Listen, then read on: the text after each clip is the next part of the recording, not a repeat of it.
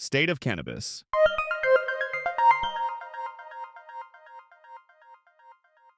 This is the State of Cannabis News Digest, a roundup of this week's key developments in the cannabis industry.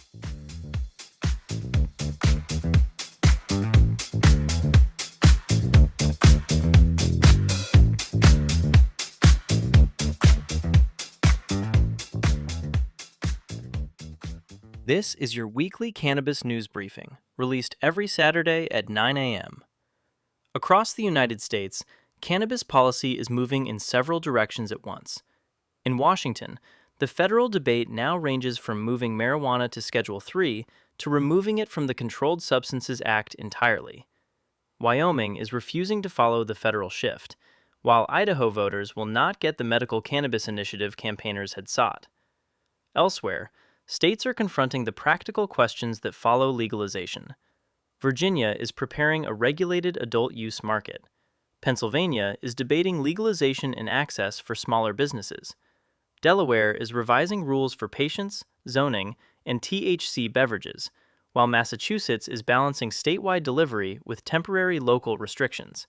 And in Missouri, a new law covering hemp-derived THC products is facing a federal court challenge before it takes effect. Later, we will also examine congressional proposals involving emergency drug testing and the cost of marijuana-related hospital care. Stay with us for the details, the legal stakes, and what these developments could mean for patients, consumers, and businesses. This broadcast uses AI-generated voices to help make the program clearer, more varied, and more dynamic. The reporting, writing, and editorial choices are guided by our news team. The voices allow us to present the show with greater range, pace, and personality. New listeners, subscribe wherever you get your podcasts. Existing subscribers, please hit the like button. And now here is the deeper look at the key events in the cannabis world this week. The federal marijuana rescheduling process has completed another major stage, but a final decision is still pending. The Drug Enforcement Administration's hearing on whether marijuana should move from Schedule I to Schedule III began on June 29th and concluded on July 15th. Chief Administrative Law Judge Derek Julius set August 17th as the deadline for optional post-hearing briefs. Each designated party may submit one brief of up to 50 pages. Participants may also propose corrections to the official transcripts by that date. Those changes are limited to transcription errors and cannot be used to revise testimony. Federal officials presented evidence supporting Schedule III. That testimony addressed marijuana's medical use, its role in pain treatment, and its safety relative to alcohol and opioids. The outside designated parties opposed broader rescheduling. They included Nebraska, Idaho, Indiana, Smart Approaches to Marijuana, and several medical and drug testing organizations. After the transcripts and briefs are complete, Julius will prepare a recommendation. The parties will then have 20 days to submit objections. The final decision belongs to DEA Administrator Terry Cole. No timeline has been announced for that decision. The broader federal status of marijuana, therefore, remains unresolved. While the DEA considers limited rescheduling, Senate Democrats are again pursuing full federal descheduling. The Cannabis Administration and Opportunity Act would remove marijuana from the Controlled Substances Act entirely. That approach goes further than moving cannabis to Schedule III, which would leave it federally controlled. Senators Cory Booker, Chuck Schumer, and Ron Wyden are leading the proposal, with 14 other Democratic co-sponsors. Under the bill, the Attorney General would have 180 days to deschedule marijuana. States could continue to prohibit cannabis production and sales within their borders. They could not, however, block lawful cannabis shipments moving between jurisdictions where the product is legal. The measure would establish a federal excise tax structure. Smaller producers would begin with a 5% rate. Larger companies would begin at 10% and could eventually face a rate of 25%. The bill would also expunge qualifying low-level federal cannabis convictions and allow some incarcerated people to petition for relief. A new Cannabis Justice Office would support job training, reentry programs, and legal services. Federal grants and a Small Business Administration lending pilot would assist equity applicants and smaller businesses.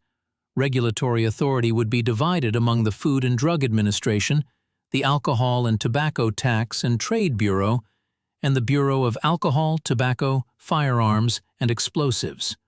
Product labels would be required to disclose potency, dosage, serving information, and the place of manufacture. The bill would also allow Department of Veterans Affairs doctors to recommend medical cannabis. It would generally end federal employment testing for marijuana, with exceptions for sensitive positions.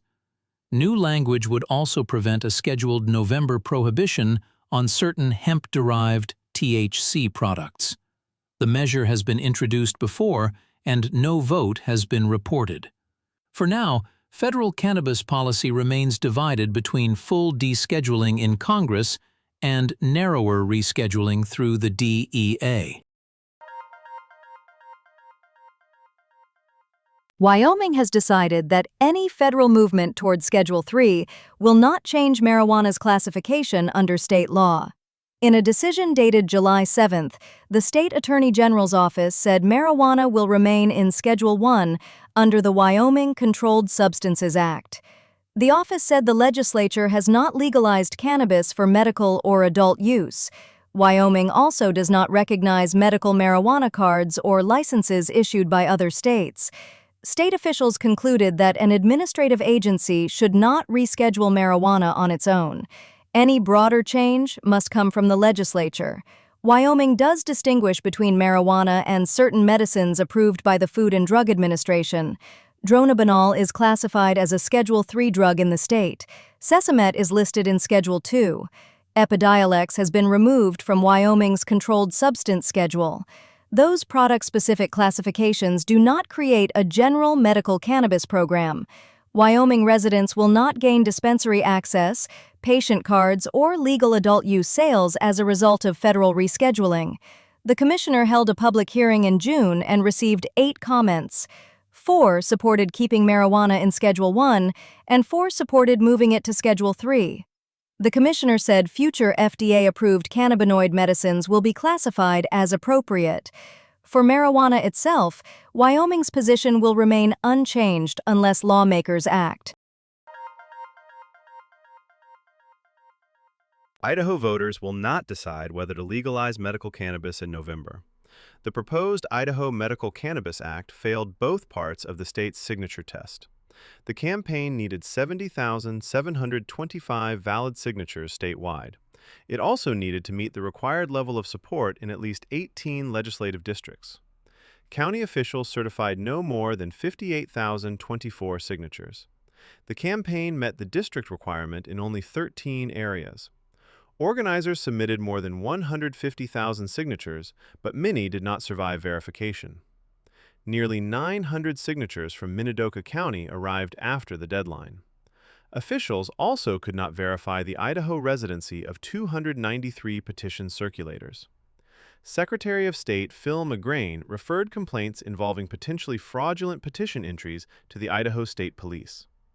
One petition reportedly contained information connected to a voter who died in 2021. McGrain emphasized that a referral is not proof that criminal conduct occurred. The Natural Medical Alliance of Idaho blamed many of the campaign's problems on its first paid petitioning vendor. The group said it would cooperate with investigators and examine possible legal remedies. The initiative would have created a limited medical cannabis program for patients with conditions including cancer, epilepsy, post-traumatic stress, and chronic pain. Marijuana remains illegal in Idaho. Cannabis policy will still appear on the November 3rd ballot, but through a different measure. House Joint Resolution 4 would amend the Idaho Constitution so that only the legislature could legalize marijuana or other controlled substances. If the amendment passes, voters would lose the ability to establish medical cannabis through a future citizen initiative. Pennsylvania lawmakers are pursuing several cannabis proposals, but the measures are moving along separate tracks. One proposal would reserve an additional medical marijuana dispensary permit in each region for a small, diverse, or disadvantaged business. The state would also publish an annual list of surrendered, revoked, or vacant permits. Qualifying businesses would receive the first opportunity to apply. Representative Nathan Davidson and 7 co-sponsors are supporting the measure. Davidson argues that multi-state corporations dominate Pennsylvania's medical cannabis market and that smaller operators have struggled to compete. A broader proposal, House Bill 20, would legalize cannabis for adults 21 and older. The bill would permit possession of up to 2.5 ounces of flower, 1,000 milligrams of THC in infused products, and 15 grams of concentrate. It would create the Keystone Cannabis Authority, establish private business licenses, and form a community opportunity fund for equity applicants. The proposal includes an 8% sales tax, a 5% excise tax, and a process for clearing some previous cannabis convictions. The bill was referred to the House Health Committee in July 2025. In the Senate, Democrats are trying to force a separate legalization bill out of committee. Another proposal, Senate Bill 49, would have created a different regulator and restricted intoxicating hemp products. That bill was defeated, although lawmakers approved a motion to reconsider it. Governor Josh Shapiro continues to support legalization. The Republican-controlled Senate has not approved a final model. Adult-use cannabis, therefore, remains illegal in Pennsylvania. Virginia is preparing for licensed recreational cannabis sales, while also creating a new system for reporting illegal activity. The Cannabis Control Authority has opened an online form and a telephone line at 1-844-WEED-TIP. Reports may be anonymous and can include photos or other files. Members of the public may report unlicensed sales, counterfeit products, illegal delivery, sales to minors, and suspected diversion from licensed businesses. The reporting system comes as Virginia prepares to begin commercial adult use sales on July 1, 2027. Personal possession and home cultivation have been legal in Virginia since 2021, but adults have not had access to a general licensed retail market. The new framework allows up to 350 cannabis stores and permits delivery. Adults will be allowed to purchase up to 2 ounces. Individual servings will be capped at 10 milligrams of THC with no more than 100 milligrams in one package. Sales will be subject to a 6% excise tax and the regular 5.3% sales tax. Local governments may add a tax of up to 3.5%. The state excise tax is scheduled to rise to 8% in 2029. The law also transfers hemp regulation to the Cannabis Control Authority. It narrows an exception that had allowed certain higher THC products when they contained substantially more CBD. Public cannabis use will remain illegal and will carry a civil fine of $250. The authority is surveying residents and industry participants while it develops the market's rules. For prospective businesses, the coming year will involve licensing, compliance, and preparation for a market in which suspected violations can be reported directly by the public. Delaware is adjusting its cannabis system less than a year after adult-use marijuana sales began. One of the clearest changes concerns terminally ill patients. Governor Matt Myers signed Ryan's Law on May 21st. The law allows terminally ill patients to use medical marijuana in licensed hospitals. The patient or caregiver must obtain and administer the cannabis. The product must remain in a locked container when it is not being used. Smoking and vaping are prohibited. Hospitals may block cannabis use when doctors determine that it could interfere with treatment. Lawmakers also addressed zoning barriers affecting cannabis businesses. The legislature overrode Myers' veto of a measure limiting unusually burdensome local zoning rules. A separate law clarified that additional spacing requirements apply only to retail dispensaries. Cultivation sites, manufacturers, and testing laboratories are not subject to those same added spacing rules. The changes may help some licensed operators move closer to opening. Delaware's adult use market began sales in August 2025, but dozens of prospective businesses have faced licensing, property, or regulatory delays. Lawmakers also considered House Bill 373, which would establish rules for non-alcoholic THC-infused beverages. The proposal covers THC limits, labeling, taxation, and sales through licensed package stores and cannabis retailers. Sales would be limited to adults 21 and older. The House passed the bill on July 1st. The measure had not been confirmed as signed. Delaware is now moving from the question of legalization to the details of how patients, retailers, and local governments operate within the market. Massachusetts has changed the way cities and towns regulate adult-use cannabis delivery. A law signed by Governor Maura Healey on April 19th now permits recreational marijuana delivery statewide. Municipalities without an existing cannabis retailer may request a temporary waiver from the Cannabis Control Commission. As of July 15th, the Commission had approved bans for 13 communities, 2 selected one-year restrictions. The remaining waivers may continue for up to 2 years. Any renewal also requires Commission approval. The bans apply only to adult-use cannabis. Medical marijuana establishments may continue delivering to registered patients in all 351 Massachusetts cities and towns.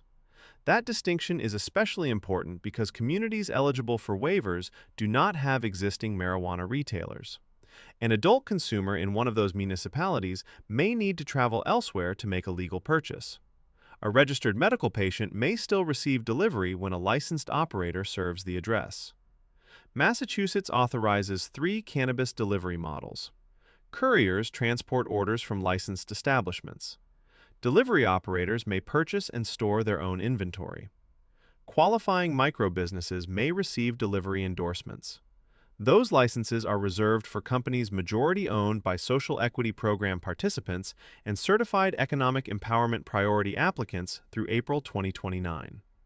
The state has authorized 13 couriers, 20 delivery operators, and 2 micro-businesses with delivery endorsements. 8 couriers and 17 operators were active, employing 324 registered agents. Since the first licensed delivery company opened in June 2021, delivery businesses have facilitated or directly generated nearly $74 million in gross sales. The municipal bans are temporary. Massachusetts' delivery map may continue to change as waivers expire, receive extensions, or are allowed to lapse. Missouri's new restrictions on hemp-derived cannabinoid products are heading to federal court before they take effect. The Missouri Hemp Trade Association, Wisconsin manufacturer Lifted Liquids, and St. Louis retailer MNG 2005 have sued Governor Mike Kehoe and other state officials over House Bill 2641. Kehoe signed the law on April 23rd. Beginning November 12th, it would generally place THC seltzers and other covered hemp-derived products inside Missouri's licensed marijuana system. Convenience stores, bars, restaurants, and hemp shops without marijuana licenses would have to stop selling covered products. Some items marketed as CBD could also be classified as marijuana. The businesses argue that they have no practical way to comply. Their complaint says Missouri has already issued the maximum number of marijuana cultivation, manufacturing, and dispensary licenses and is not accepting new applications. The lawsuit raises 3 central claims. The plaintiffs argue that the law is too vague to satisfy the 14th Amendment. They say it improperly favors Missouri products in violation of the Dormant Commerce Clause. They also argue that it conflicts with the 2018 Farm Bill's protections for interstate hemp transportation. Lifted Liquids manufactures products in Wisconsin and transports them into and through Missouri. MNG operates 55 stores in 5 states, including 12 in Missouri. The plaintiffs are asking the court to declare the law unconstitutional and block its enforcement. No court has ruled. House Bill 2641 remains scheduled to take effect on November 12th.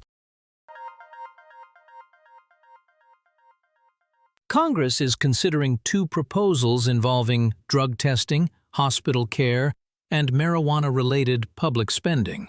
The first is Tyler's Law. The measure is named for Tyler Shamash, who died at age 19 following a fentanyl ingestion in 2018. The hospital treating him for a suspected overdose did not test him for fentanyl.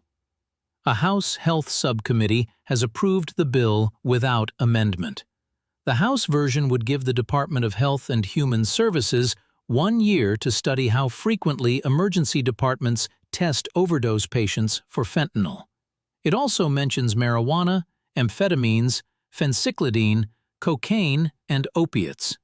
The bill would not require routine cannabis testing. It would study current hospital practices and consider testing costs, potential benefits and risks, patient privacy, and the patient-physician relationship. The department would then issue guidance on whether hospitals should make fentanyl testing routine and how clinicians can identify the substances included in standard toxicology screens.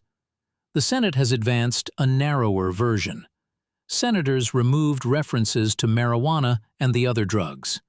Their version would give the department 3 years to complete the study. A separate proposal, the Marijuana Impact on Medicaid Act, would require the department to calculate Medicaid spending on hospital services attributed to marijuana use. Neither measure immediately changes cannabis law or hospital testing requirements. Both remain under consideration in Congress. That concludes this week's Cannabis News Briefing. New episodes are released every Saturday at 9 a.m. Subscribe on your preferred podcast platform so you do not miss the next edition. If you already subscribe, hit the like button, leave a rating or comment, and share the episode with someone following cannabis policy in the United States. This broadcast uses AI-generated voices to help make the program clearer, more varied, and more dynamic. The reporting, writing, and editorial choices are guided by our news team. Thank you for listening.